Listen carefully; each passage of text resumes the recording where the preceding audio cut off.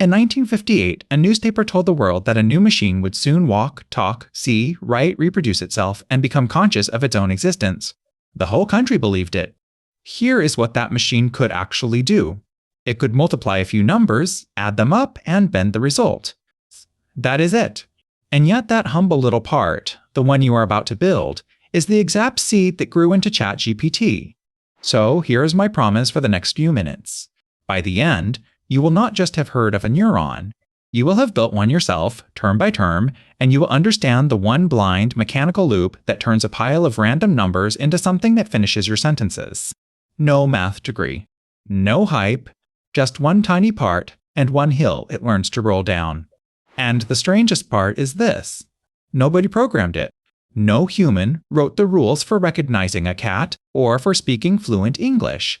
Instead, we wrote down a single thing, what being wrong means, and then we let the machine feel its own way downhill until wrong slowly became right. Two ideas carry this whole season: the tiny part and the loop. Let us build the part first. Meet a neuron. Forget brains for a second, because an artificial neuron is nothing like a living cell. It is just a circle that takes in a few numbers and spits out one number. Picture it as a tiny committee member with opinions. Some inputs it loves. Some it can't stand. And our job, right now, is to draw exactly how it makes up its mind. Watch the circle light up as we feed it. First, the inputs flow in.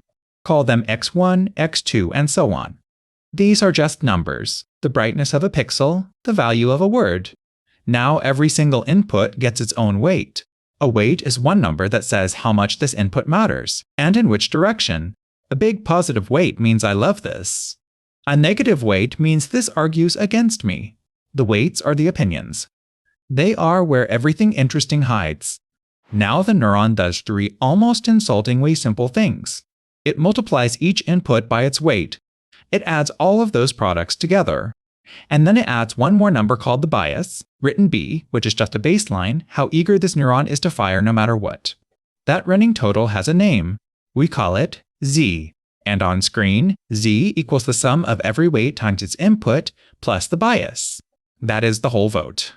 But if we stopped here, the neuron would only ever be able to draw a straight response. So we add the one bent thing in the entire neuron. We take that total, Z, and pass it through an activation function. The simplest one just says, if you are positive, stay as you are. If you are negative, become 0. A switch that smoothly turns on. Remember this little bend. It is quiet now, but it is the hero of the next episode. And that is the entire neuron. Multiply, add, bend.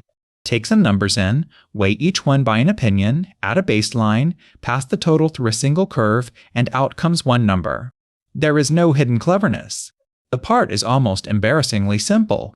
The awe, as you will see, is never in the part. It is in how many of them we wire together, and in the loop that sets every one of those opinions.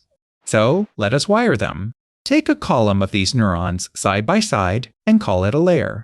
Now feed the output of every neuron in this layer into every neuron in the next. Numbers flow in on the left, pixels are words, ripple forward through layer after layer, and numbers come out on the right, a label or the next word to say. This rush from left to right has a name we will use forever.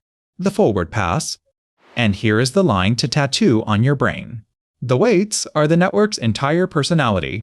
Every opinion, every skill, every quirk of what this thing can do, lives in those numbers. Change them, and you change the machine completely. So learning, the thing we are chasing, is nothing grander than this. Finding good values for all of those knobs, millions of them, sometimes billions, all at once. But you cannot just guess billions of numbers. They tangle together in invisible ways, and there are too many. So the network is not going to guess. It is going to discover them by feeling its way there, one careful step at a time. And to feel its way anywhere, it first needs one thing. It needs to know, with a single number, exactly how badly it is currently doing. So we give it an example where we already know the right answer. We let the network guess, we compare its guess to the truth, and we crush the gap between them down to one number. We call it the loss. The loss is small when the guess is good, and large when the guess is bad. And just like that, the entire dream of intelligence collapses into one tiny sentence. Make this number as small as you possibly can. Now, the most important picture in this whole season. Imagine every possible setting of every weight as a single point on a vast landscape, and the loss, the wrongness, is the height of the ground at that point. Good settings sit deep down in valleys. Bad settings stand high on lonely peaks. Learning is simply the search for the lowest valley, with one cruel catch. This landscape has millions of dimensions, and you can only ever feel the ground right beneath your feet. But that turns out to be enough. Picture yourself standing on a hillside, blind, in fog so thick you can't see a thing. You still can't see the valley, but you can feel which way the ground tilts downward. So you take one small step that way, you feel again, step again. Do that long enough, and you tumble all the way down to a valley floor. That blind fog walk is, almost exactly, how every neural network on Earth learns. It even has a name: gradient descent. Let us actually watch it learn on the smallest possible example. One neuron, one weight, called W, and suppose its loss is the quantity W minus 3 squared. You and I can see the bottom is at W equals 3. But the network is blind to that. All it can feel is the slope under its feet. Watch this glowing ball. We are about to drop it on the hill and never tell it the answer. We start the ball way over at W equals 0. The slope of this hill works out to 2 times the quantity W minus 3, which at 0 is negative 6. A downward slope pointing toward bigger W. So we step. The rule is simply new W equals old W minus a small fraction of the slope. Use a fraction of 0.1. The ball slides to 0.6, then to roughly 1, then closer and closer to 3 and settles gently into the bottom of the valley. Well, it learned. Nobody told it the answer. Let me show you the honest math behind that step because it is far gentler than people pretend. The loss is W minus 3 all squared. Its slope, the derivative, is just 2 times W minus 3. Plug in 0 and the slope is negative 6. That negative number is the only thing the ball ever feels. Step against it, and you move toward the valley.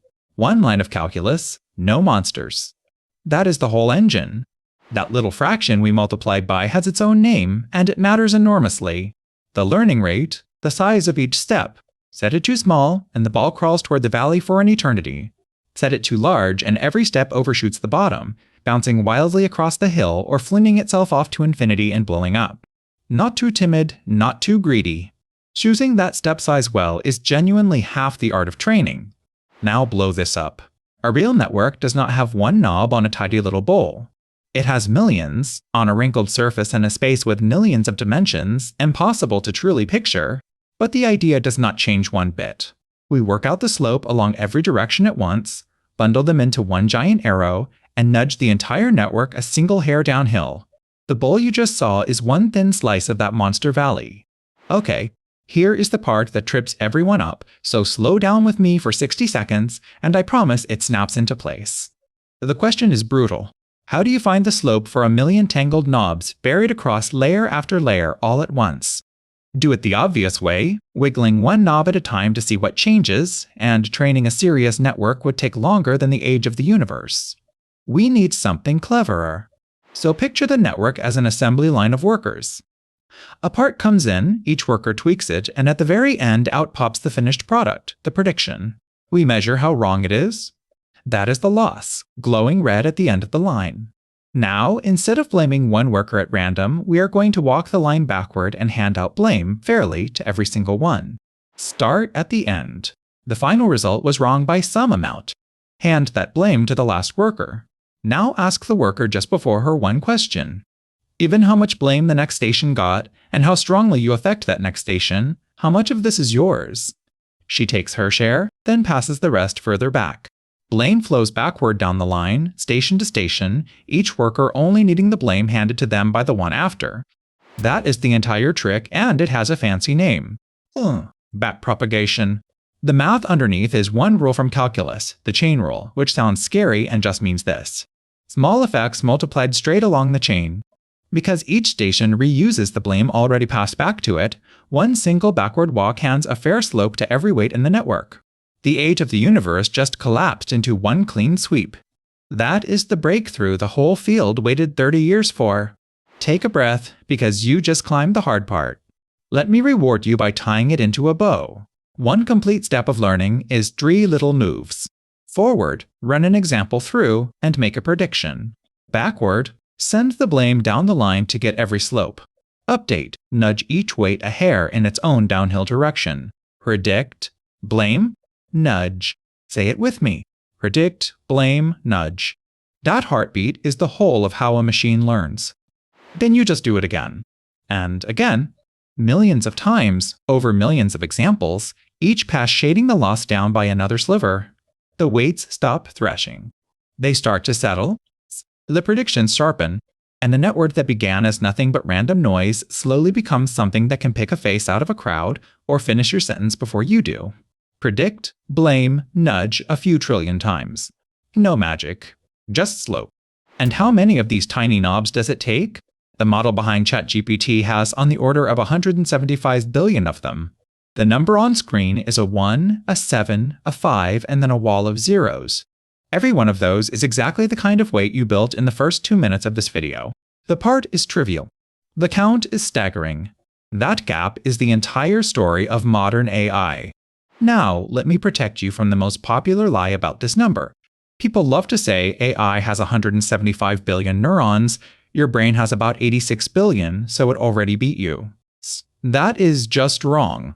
A weight in a network is far closer to a single connection between brain cells, a synapse, than to a whole neuron. And your brain has something like 100 trillion of those. The honest comparison is humbling, and that is exactly why I am telling you. So that is the whole machine, and it is genuinely staggering. We never wrote the rules for recognizing a cat, or for speaking fluently, or for driving a car. We did something far stranger and far simpler. We defined exactly what being wrong means, and then we let the network feel its own way downhill, one tiny correction at a time, until wrong slowly, grindingly, became right. Something like intelligence falling out of nothing but slope. But before you celebrate, watch this. Here is one lonely neuron trying to sort 2 kinds of dots, blue on one side, yellow on the other. Whatever weights it chooses, the boundary it draws is always, only, a single straight line. Now look at this pattern. The colors are tangled so that no straight line on Earth can ever split them. Watch the line spin through every angle and fail. The loop is flawless. The part is just too simple. And that is the cliffhanger this whole season hangs on. You now own the atom, multiply, add, bend, and you own the loop, predict, blame, nudge. But one neuron can only ever carve one straight line. So, how does a network ever learn a curve? The answer is a single, gorgeous trick involving that quiet little bend we set aside, and it begins the moment you click the next episode.